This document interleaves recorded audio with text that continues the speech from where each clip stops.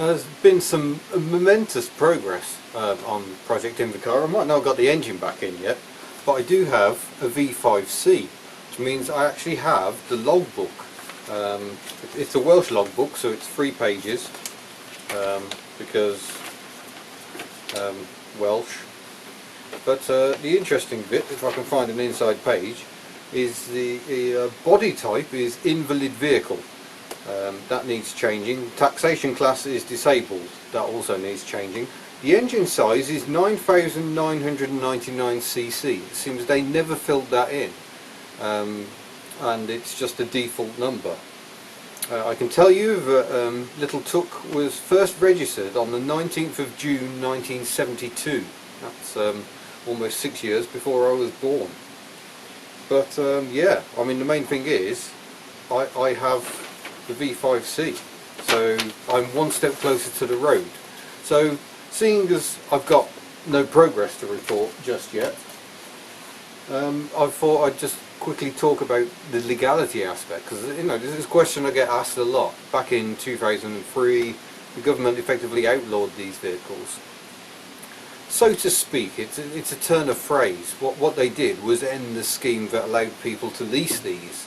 So basically the government said, no, we're going to move on to better things, you know, mobility scooters and actual mobility cars, or motability, where you can lease a proper car and get finance towards hand controls and that sort of thing, which is far better in a way, because when you think about it, this is a single seater. So while it gave independence to the person who was leasing the car, I mean, they could go out to the shops or to the football. There always used to be loads of these parked up alongside the football matches.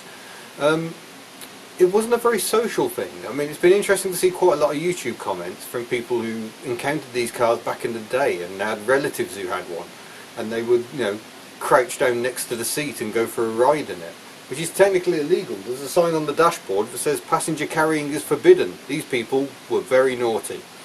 But it's what they did because they felt they had to.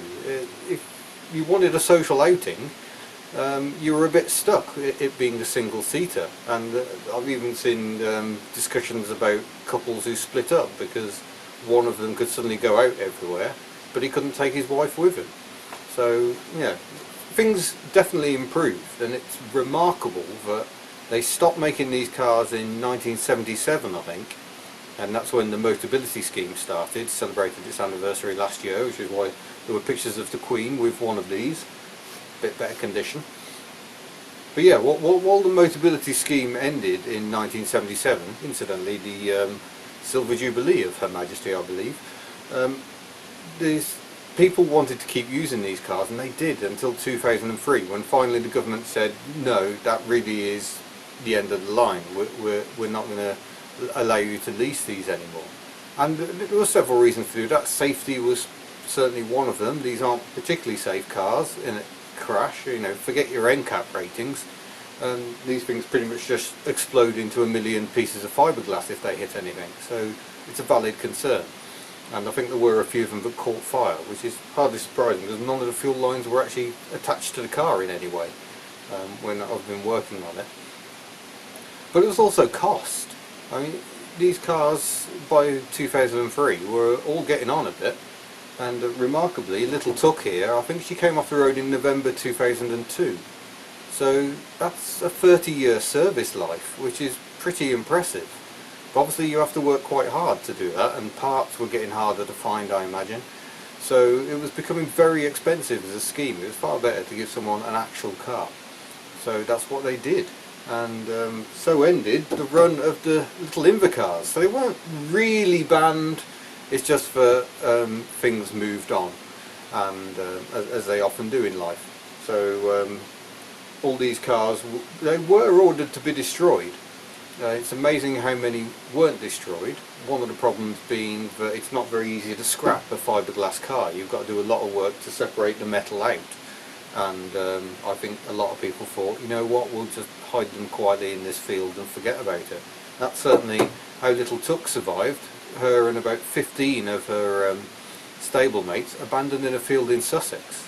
And the good news is They are recognised as historic vehicles now through very impressive work by the Invalid Carriage Register, which means it is possible now to get a V5 for one, and the next step is to get it MOT'd. Then I can change the tax class, and then I should be able to legally drive it on the road.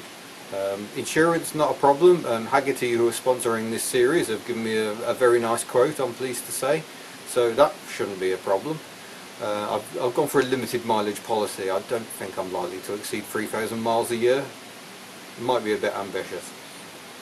But there you go, it's just a bit of background about the whole Invacar story, answering a few queries that do crop up pretty much in every video. If you've got any more queries about the Invacars, their engines, or anything at all about them, do leave your queries below, and I always try and answer queries as quickly as I can, and you never know, I might include them in another video at some point. But sadly, that's going to be it for now.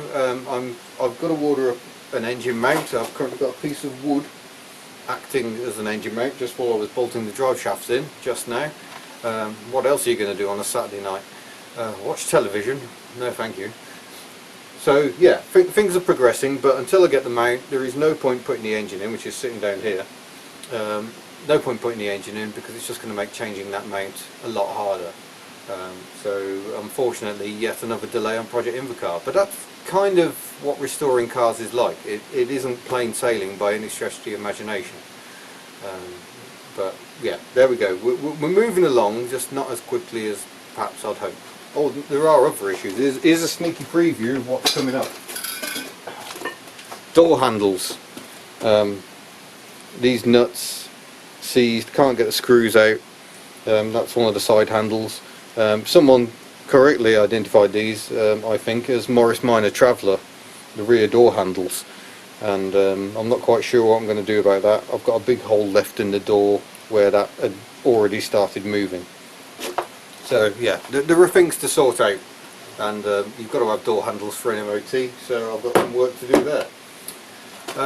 So yeah, it might be a while to the next update. I'm away working next week, and I've got 2 magazine deadlines coming up at the end of February, so things might slow down a bit. You've been treated to a lot of updates recently. That's because I've been doing a lot of work. So as well as work stuff, you might see the 2CV in the corner. She needs to come back out because there's a 2CV GB event, 40 years of 2CV GB, the De Chevaux Club of Great Britain, which I've been a member of since 1996. The club's as old as I am, which I'm quite amusing, but they're having a bit of a party at the end of February, and I think I should be there. My 2CV should probably be there, so I might have to distract myself and do some 2CV work. I need to adjust up the handbrake and get it an MOT. Fingers crossed she passes. And so yeah, there's lots of distractions coming up in February which may slow down progress on Project Invacar. But don't worry, I'm still hopeful to hit my March on the road deadline, and that gives me some time to do some testing before Festival of the Unexceptional at Stowe House on 22nd of July, organised by Haggerty, who sponsor these videos. And yeah, that should hopefully be the big unveiling for this car. We shall see. Anyway, it's getting a bit chilly here. See my breath. So I shall say thank you for watching. Don't forget to subscribe if you haven't already. It's just a click away. And I shall see you again in a future video. And so endeth another night on Project Invacar. Good night, you two.